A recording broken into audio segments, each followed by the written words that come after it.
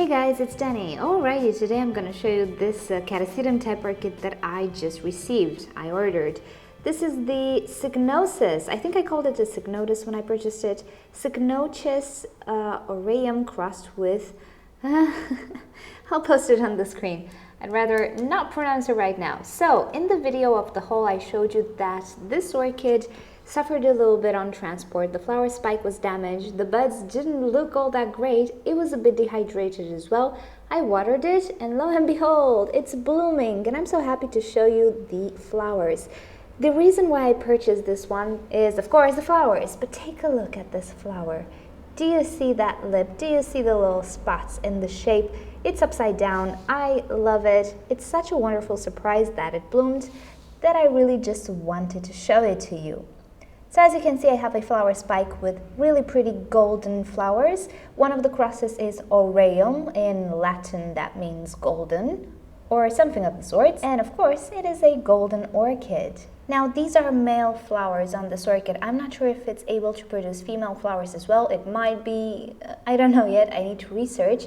But I think that if I touch these flowers in a certain way, the pollen might come out, so I'd rather not do that. And the overall display, you know, it's not something I can photograph and send it to a contest. But I'm just so shocked that this orchid managed to bloom after the transport. I'll post somewhere on the screen a picture with how it looked like when it arrived. And I do believe the flower spike started to look a little bit better shape-wise. Now, I will not do an ID video on this one just yet because I just want to have a proper nice display on it, so hopefully next year we will do that. But definitely it is worth filming, taking a look. Fragrance-wise, I'm not sure if this orchid is supposed to be fragrant, but I do detect a little bit of a scent. It's something like dill. Now, this might not be the full fragrance of this orchid, considering the change in environment, transport, adjusting to my environment, and so on, but that's how it smells like right now. Very faint dill, which is a good thing because I really like dill. But of course, a better idea of the fragrance, if there is one, I will have next year with the next blooming. So I will make the ID video then, because right now I don't think it's really relevant, but it's worth showing. Now, about these Catasetum orchids, I have 3 here. I will not repot them anytime soon, I suppose. These are the only orchids that I really would not repot whenever, kinda, unless it's really necessary. The thing with Catasetum orchids is that they have a very specific type of growth. I do have a video on the stages of growth of a Catasetum orchid. You can check it here or in the description below. But if you repot these guys at the wrong time, which is the growing season, I don't think they will do very well. During one season, they need to fully mature a pseudobulb. They require tremendous amounts of energy to do so.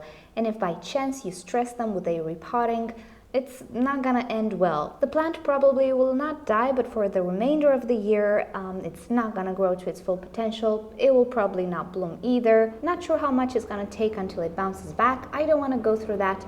So these orchids are ready to go into dormancy. That one might bloom as well. So I'm just gonna wait for that to happen. In their dormancy, most of the roots will be gone anyway. So even if I have some snails at this point, it's okay. The roots will die anyway, or I will cut them during the dormancy. So you see, I kind of adapt things. Even though I say new orchids should be repotted, I think about things before I do them. With Catasetums, I would never repot them at the wrong time. The best time to repot them is in their full dormancy, or actually when you see the little nubbin of new growth starting to appear. Now, there is a problem with this guy. Somebody told me that this one, let's see. So this is a Catasetum pileatum. Okay, somebody said that pileatums don't really take a break, don't have such a full dormancy. And this guy is actually creating a new growth. I cannot show you, but in the whole video I show it to you. Now, this guy might get repotted sooner, but I will wait until that new growth starts to produce tiny little roots to do so, because I know the orchid has the energy to grow it. It's almost at the point of actually creating the roots itself, and it's not going to take too long until the roots become viable and start to absorb. It's a nice transition. So this guy, he might be an exception. So with any other Catasetum, if new growth starts to form and starts to produce roots, I will repot it, even though it's the middle of, I don't know, summer. I don't know if it's possible, but that's the only exception. With these guys, though, I would only repot them in the dormancy or when the new growth starts to appear. and I think that's the safest time to repot them so you get the best out of them. So you see, even if I make, my own little rules, there are orchids that defy my rules, and I need to adapt and I need to do things according to my orchid, not necessarily how I want to do things. And this is the case with Catasetums, definitely. And this little guy just brings me so much joy, just a ray of sunshine in my life right now. I really needed it, so thank you, little guy. I really like you. And in that haul, this was the only orchid that, in my opinion, didn't fare so well on transport. The other orchids looked very well, but lo and behold, it's the orchid that actually gives me the best joy right now today. So I hope you enjoyed this one. Hope you like this little orchid and it gives you some ideas. If you like the shape, maybe you'd like to order it. Catasetums are becoming very, very popular, and trust me, it's all deserved. It's all worth it, at least for the wine delight. I'm not sure about the Millennium Magic, which is black, but I suppose she's great. But at least for the wine delight, owning Catasetums is so worth it. It's such a joy every time I see them in bloom, and this little guy follows in the footsteps of the wine delight. I love it, and I hoped he inspired you to maybe give Catasetums a go as well. Thank you guys for watching. I hope you enjoyed this. If you liked the video, give it a thumbs up. If you didn't, give it a thumbs down. Subscribe to my channel for daily orchid and plant videos, and I'll see you all next time. Bye. Something is eating my hibiscus, and I know what it is. It's a huge grasshopper. I found it the other day, shooed it away. It came back. This is a fresh munch right here. It's just so hard to find. But what can you do? Dangers of growing plants outside. But look at this. I have my red one in bloom right now. This is the first one that I purchased.